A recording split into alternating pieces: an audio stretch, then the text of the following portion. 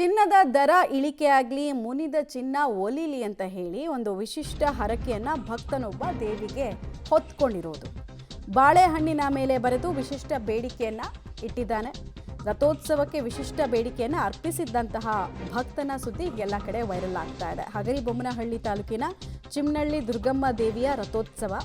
ದೇವಿಯ ರಥೋತ್ಸವಕ್ಕೆ ಬಾಳೆಹಣ್ಣನ್ನು ಸಮರ್ಪಿಸಲಾಗುತ್ತೆ ಅಂತ ಒಂದು ಸಂಕಲ್ಪ ಮಾಡಿಕೊಂಡು ಎಸಿತಾರೆ. ಚಿನ್ನದ ದರ ಇಳಿಲಿ, ಮುನಿದ ಚಿನ್ನ ನನಗೆ ಒಲಿಲಿ ಅಂತ ಕೆ ನಾಗರಾಜ್ ಅನ್ನುವಂತಹ ಭಕ್ತ ಅಂದ್ಕೊಂಡಿದ್ದಾರೆ. ಬರೀ ನಾಗರಾಜ್ ಅವ್ರ ಕತೆ ಅಲ್ಲ, ಈಗ ಎಲ್ರದ್ದು ಅದೇ ಕತೆ. ಎಲ್ಲರೂ ಮನೋಕಾಮನೆಯೂ ಇದೇ ಆಗಿದೆ. ಹೇಗಾದರೂ ಒಂದು ಪವಾಡ ಆಗಿ ಚಿನ್ನದ ರೇಟ್ ಕಡಿಮೆ ಆಗಲಿ ಅಂತ. ಯಾಕಂದರೆ ಡೇಂಜರಸ್ ರೀತಿಯಲ್ಲಿ ಪ್ರತಿದಿನ 3,000 4,000 ಅನ್ನೋ ರೀತಿಯಲ್ಲಿ ಗ್ರಾಮ್ ಲೆಕ್ಕದಲ್ಲಿ ಏರಿಕೆ ಆಗ್ತಾ ಇದೆ. 10 ಗ್ರಾಮ್ಗೆ 1,70,000ಕ್ಕೂ ಹೆಚ್ಚಿದೆ.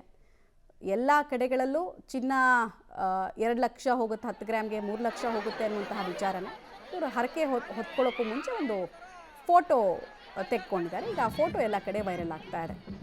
ನಮ್ಮ ಮನಸ್ಸಲ್ಲಿದ್ದರೆ ನೀನು ಹೇಳಿದ್ಯಾ ಕಣಪ್ಪ, ಶಬಾಷ್ ಅಂತ ಎಲ್ಲರೂ ಹೇಳ್ತಾ ಇದ್ದಾರೆ.